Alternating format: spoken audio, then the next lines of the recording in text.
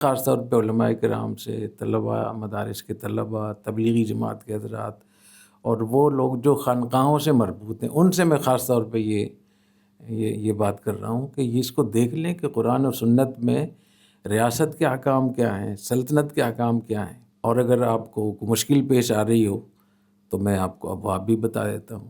بخاری شریف میں ابواب السمع والطاعہ، ریاست کی بات کو دھیان سے سننا اور جائز چیز پہ عمل کرنا، یہ پورا باب ہے سیاستہ میں. ایسے ہی باب ائمۃ الجور کہ اگر حکمران ظالم ہو جائیں تو پھر ریاست کو کے خلاف ہو جائیں گے، ریاست کے خلاف ہتھیار اٹھا لیں کیا. یہ بھی صحیح بخاری صحیح مسلم میں صراحتاً موجود. اور میری امت میں کیسے کیسے فتنے آئیں گے نبی کریم صلی اللہ علیہ وسلم نے پیش گوئیاں فرمائی ہیں. تو ابواب الفتن اٹھا کر دیکھ لیں، صحیح مسلم میں، صحیح بخاری میں، جامع ترمذی میں، سنن ابی داؤد میں، کہ وہ جو فتنوں کا ذکر کیا ہے تو اس میں صراحتاً یہ لکھا ہوا ہے کہ اس قسم کے گروپ پیدا ہوں گے، ایسے گروہ پیدا ہوں گے جن کے یہ نظریات ہوں گے، وہ مسلح ہوں گے، وہ قتل و قتال کریں گے، وہ مسلمانوں کو قتل کریں گے اور مشرکین کو کچھ نہیں کہیں گے. تو ایسی اشراط الساعہ، قیامت کی علامات، یہ وہ ابواب ہیں جہاں ان کے احکام موجود ہیں. تو میں علماء کرام سے، مشائخ سے،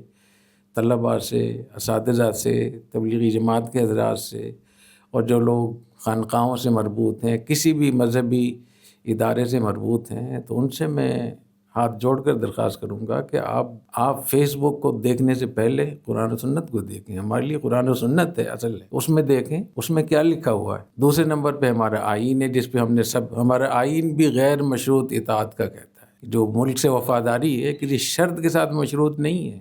اگر حکومت آپ کے حقوق ادا نہیں کر رہی تو اس میں کہیں نہیں ہے کہ پھر بھی آپ کو ملک سے بے وفائی کا آپ کو اجازت. باقی جیسے جو مظالم ہیں، جو حق تلفی ہو رہی ہے، ناانصافی ہو رہی ہے، اس کے لیے اور بہت سارے طریقے. اس کے علاوہ اگر آپ اپنی عقل کو سوچیں، قرآن و سنت کو بھی تھوڑا سا عقل کے لحاظ سے بھی دیکھیں کہ جس گھر میں آپ رہ رہے ہیں اس گھر کے خلاف اگر آپ ہو جائیں، اور کیا ادارے اور افراد میں فرق نہیں ہوتا ہے.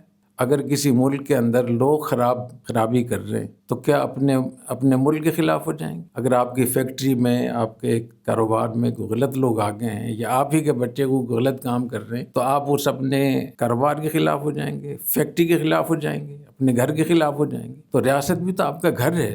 جو ریاست کو اپنا گھر نہیں سمجھتا تو وہ تو بالکل بے دین آدمی، اس کے پاس تو نہ دین ہے، وہ خسر دنیا والآخرہ ہو جائے. تو میں یہ سوچ رہا تھا کہ اتنی کم از کم عقل سب کے پاس ہے کہ ہم اپنے گھر کو، اس ملک کو اپنا گھر سمجھیں، اور گھر کے اندر جیسے کوئی غلط چیزیں ہو رہی تھیں انسان ان کو اصلاح بھی کرتا ہے، تنقید بھی کرتا ہے، ڈانٹ ڈپٹ بھی کرتا ہے، اچھی خاصی سختی بھی کرتا ہے، لیکن اس کی ٹون میں، اس کے لب و لہجے میں فرق ہوتا ہے. اگر پاکستان کا دشمن ملک کوئی ایسی بات کرے گا ہماری نقصان کی بات، تو اس کی ٹون ہی الگ ہو، اور گھر کا آدمی اپنے گھر کی اصلاح کی بات کرے گا اس کا لہجہ بالکل الگ ہو. تو اب حقیقت یہ ہے کہ جب آپ فیس بک پہ، یوٹیوب پہ لوگوں کی باتیں سنتے ہیں، کمنٹس دیکھتے ہیں، تو اندازہ ہوتا ہے کہ انڈیا اور اسرائیل وہ پیچھے رہ گئے، ہم ان سے آگے چلے گئے. تو یہ اس کو کہتے ہیں رب رسے تے مت کھسے. پنجابی میں کیا کہتے ہیں کہ اللہ جب ناراض ہوتا ہے تو عقل چھین لیتا. یہ اللہ تعالیٰ کی طرف سے ایک گرفت ہے، ایک عذاب ہے، ہمیں اسے ڈرنا چاہیے. اور میں نے کتنی حدیثیں سنائی ہیں کہ جو لوگ کسی ریاست کے اندر رہتے ہوئے ریاست سے ایسے تعلق ہو جائیں، ایک بالشت بھی اگر دور ہو جائے، اگر اسی حالت میں مر گئے تو وہ جاہلیت کی موت ہے جو حرام موت شمار ہوتی. کتنی سخت وعید ہے. تو